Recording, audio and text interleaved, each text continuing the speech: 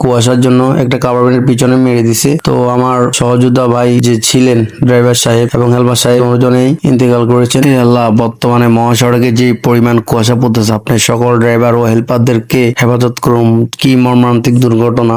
চোখে দেখলে চোখে কান্না ধরে রাখার মতো নয়। দেখেন কি পরিমাণ গাড়িটার ক্ষতি হয়েছে, আপনারা দেখলে হয়তো বুঝতে পারবেন। সবাই বেশরকম জানেন এই গাড়িটা চৌদ্দগ্রামের আগে যে মিয়ার বাজার পুলিশ পাড়ি আছে ওইটার পিছনেই দুর্ঘটনা হয়। যাই হোক, আমি যতটুকু খবর পাইছি যে এই গাড়িটা ওই কুয়াশার জন্য একটা কাভার ভ্যানের পিছনে মেরে দিছে। তো আমার সহযোদ্ধা ভাই যে ছিলেন ড্রাইভার সাহেব এবং হেলপার সাহেব দুজনেই ইন্তেকাল করেছেন। তো সবাই ওনাদের মাগফিরাত কামনা করবেন, আল্লাহ তাআলা যাতে ওনাদেরকে ব্যস্ত নসিব করে। তো দেখেন না, গাড়িটা ছিন্ন ভিন্ন হয়ে গেছে। আসলে আমাদের ড্রাইভারদের জীবনের কোনো নিশ্চয়তা নাই। দেখেন, সকল মালিকদেরকে আমি একটা কথা বলবো, প্লিজ আপনারা ড্রাইভারদেরকে অন্তত লোড গাড়ি নিয়ে যাওয়ার জন্য প্রেসার দিবেন না। কারণ বর্তমানে যে পরিমাণ কুয়াশা পড়তেছে, আপনি হয়তো আপনার লাখ টাকার গাড়ি অ্যাক্সিডেন্ট হয়ে নষ্ট হয়ে গেলে আবারও লাখ টাকা খরচ করে ঠিক করে ফেলতে পারে, কিন্তু তারা দুইটা যে জীবন গেছে, লক্ষ লক্ষ কোটি কোটি টাকা খরচ করলেও তো ওই জীবন কখনোই ফিরে আনতে পারবে না। তো যাই হোক, সকল ড্রাইভারদেরকে আমি ড্রাইভার হিসেবে একটা কথা বলবো, চোখে ঘুম নিয়ে কখনো গাড়ি চালাবেন না।